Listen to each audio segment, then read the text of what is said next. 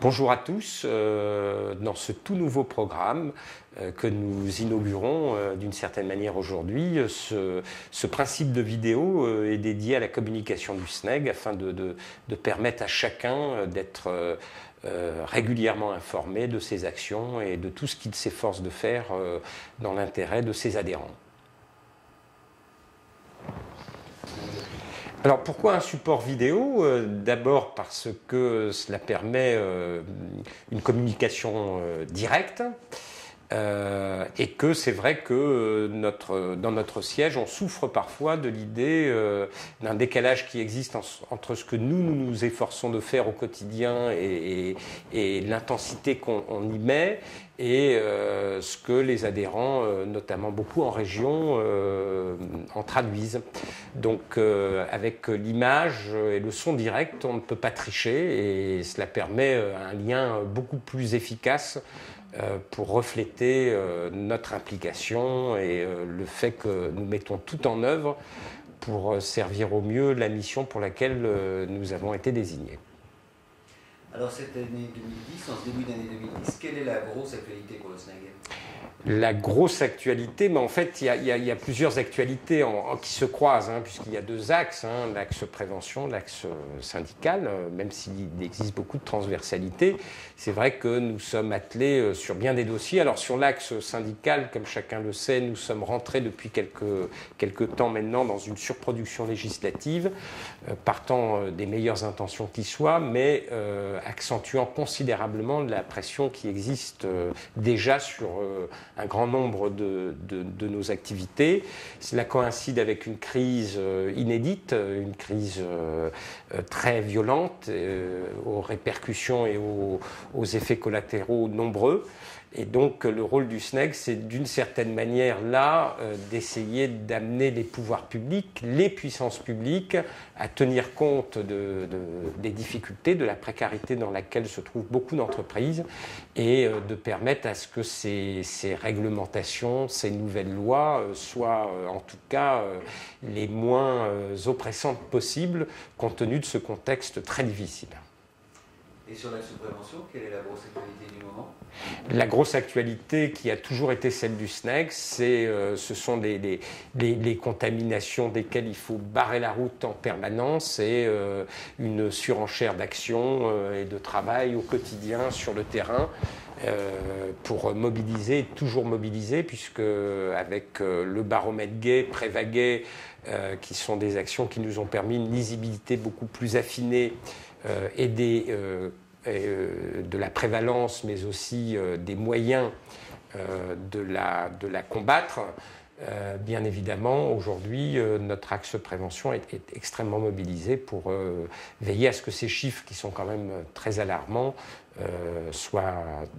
le plus rapidement possible revus à la baisse. Aujourd'hui ? En fait, les difficultés se sont particulièrement accentuées avant que la crise financière démarre, en fait. L'interdiction de fumer a été quelque chose de terrible. D'entrée de jeu, personne, ni les pouvoirs publics, ni le législateur, ni même les exploitants, ni même les riverains ou usagers, puisque tout ce petit monde est concerné aujourd'hui, n'avait mesuré l'évolution des dommages collatéraux, tant d'ordre économique que d'ordre administratif pour les établissements. Donc l'interdiction de fumer, en fait, a modifié véritablement les comportements de consommation et est venue se télescoper avec une crise dont personne ne pouvait pressentir de l'ampleur. Et donc aujourd'hui, les établissements recevant du public sont dans une situation très fragilisée.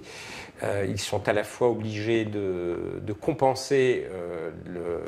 l'arrêt de dynamique commerciale engendrée par l'interdiction de fumer pour un certain type de clientèle et les effets très agressifs de la crise. En parallèle, ils s'exposent beaucoup plus administrativement, puisque jusqu'à cette interdiction de fumer, les nuisances sonores et la visibilité étaient contenues et d'un seul coup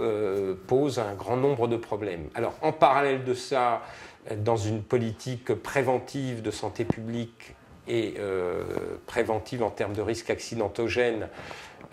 Une série de lois aujourd'hui se met en place, sous forme d'arrêtés, etc.,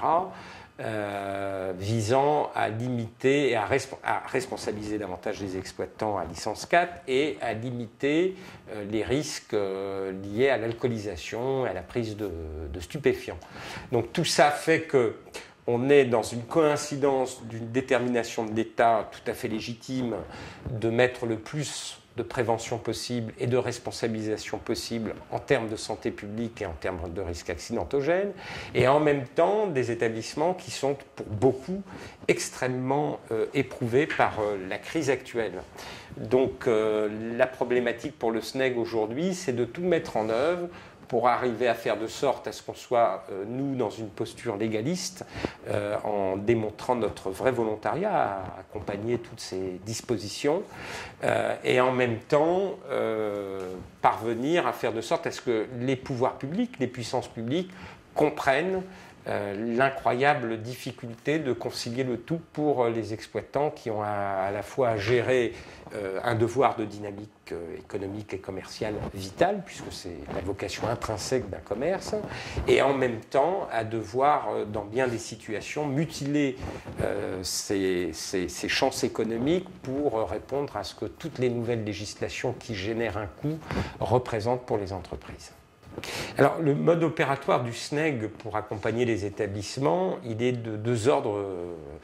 très complémentaires. Il est d'un ordre général, servant finalement l'intérêt collectif de nos adhérents avec leurs spécificités identitaires, une approche régulière des pouvoirs publics, des différentes autorités, et puis ces stratégies-là ont pour objectif de mettre en relief la réalité, qui est le fait que très globalement les établissements adhérents du SNEG recevant du public identitaires sont des lieux très soucieux d'être dans les réglementations, très soucieux d'aller au-delà de la réglementation, d'être dans l'esprit de la loi. Et donc le faire valoir et le mettre en relief est déjà une chose essentielle pour nous. Et puis ensuite, l'utilité dans l'autre aspect du mode opératoire, c'est de pouvoir